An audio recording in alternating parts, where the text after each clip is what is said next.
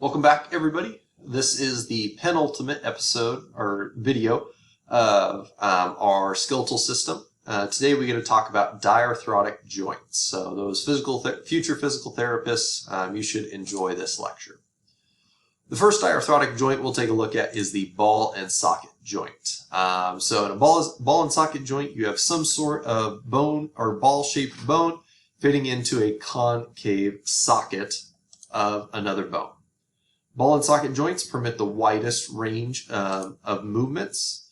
You all are pretty familiar with these in general. I've noticed with students, these are going to be your shoulders and hips. So this one here, the picture is an example of the hip joint. If I can get Bart's leg to work with me here. So this hip joint, you can see the acetabulum, that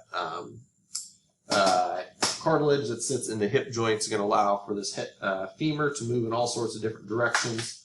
The femur is a little bit tighter into the hip socket than the shoulder. So the shoulder, remember that head fits in the glenohumeral joint of that scapula.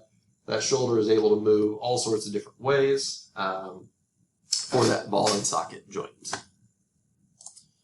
Next up are hinge joints. So think of these as doors on a hinge. They're going to allow movement in two directions. So specifically, we'll talk about movement of joints in our last video of the skeletal system unit. Hinge joints specifically allow for flexion and extension. But like I said, they behave like hinges on a door.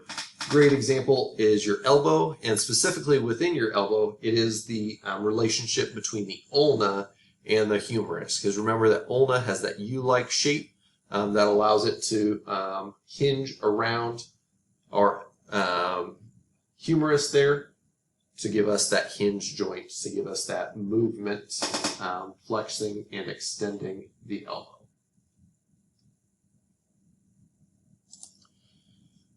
There again, the picture of the ulna with the U shape there, the trochlear notch it's called, and how it behaves like a hinge.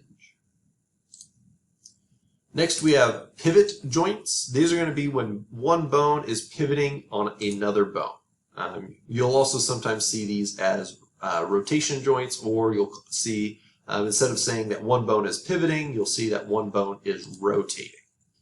Great example of this is the atlatto-axis joint.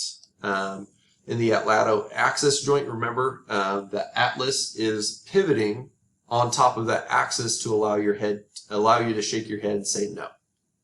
The other one is with your radius as it moves next to the ulna here. Remember that radius. You can pronate and supinate. We'll learn what those mean in our next video, but that radius can pivot back and forth, held in by that annular ligament that it keeps it attached to the radius or to the ulna.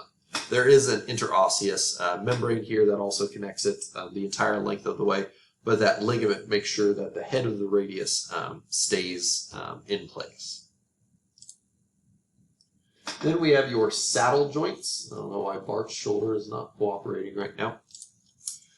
Saddle joints are special in that they allow all 5 of these types of movements. And again, we'll learn what these 5 types are. But flexion, extension, abduction, adduction, and circumduction. So if you think a joint that is able to allow all 5 of these, and it's not a ball and socket joint, is going to be the one that separates primates from all other animals. That is your thumb joint. So your thumb, because of how it sits in that joint there, you can kind of see the generic view of what it looks like there, how it is able to slide and rotate back and forth through there. And this joint is also able to move around it there.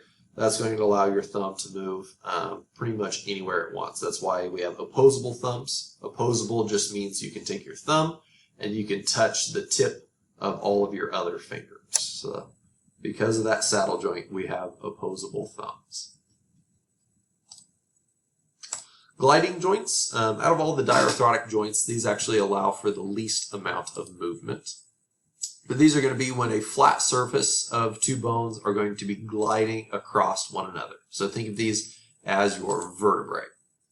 You also have these in your tarsal bones in your foot, where you have fairly flat surfaces, but you remember your tarsal bones, your ankle does have a little bit of movement. Same with your carpals, you have a little bit of movement in each of them, but they're able to just glide across one another.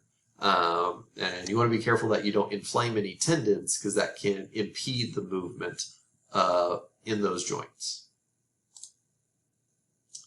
Then you have your condyloid joints. These are going to be when you have an oval bone in an oval socket. So a little bit different than ball and socket joints. But think about these in your wrist, specifically the scaphoid and the lunate bones. You have the distal ends of your radius and ulna are going to form a nice little oval socket for that scaphoid and lunate to articulate in and be able to rotate, not in a full, complete circle, like you would in a ball and socket, but fairly close, just based on that oval shape there. So again, we'll learn about joint movements in our next lecture, and then we'll actually do a lab in class where we'll get to practice and measure some of these joint movements. We'll get to be physical therapists in class. So make sure you're asking questions on the updates tab or in class while we're doing those labs to make sure you understand these joint movements.